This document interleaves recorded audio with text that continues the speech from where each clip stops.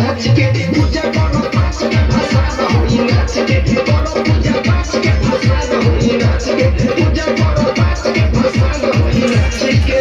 भाइयों एक सार याद आ गया, कहते हैं कि शीशम की लकड़ी की सुगंध चंदन की लकड़ी से कम नहीं, शीशम की लकड़ी की सुगंध चंदन की लकड़ी से कम नहीं।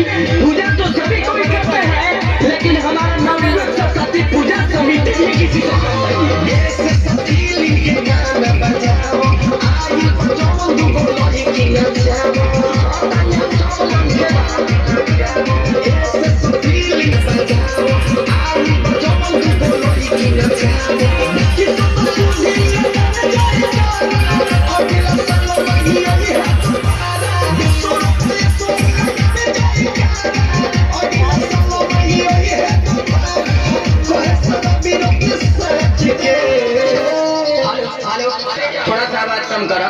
केहू भी ट्रैक्टर के भाड़ा पर लटक के डांस न करी, कायदा में रहो लोगन, फायदा करी न तो जाना लोगन बम चली चाहे गोला, बम चली चाहे गोला और हमनी के भगवान हर साल सही होला। पूजा करो पाँच होई नाच के पूजा करो पाँच के भाषा होई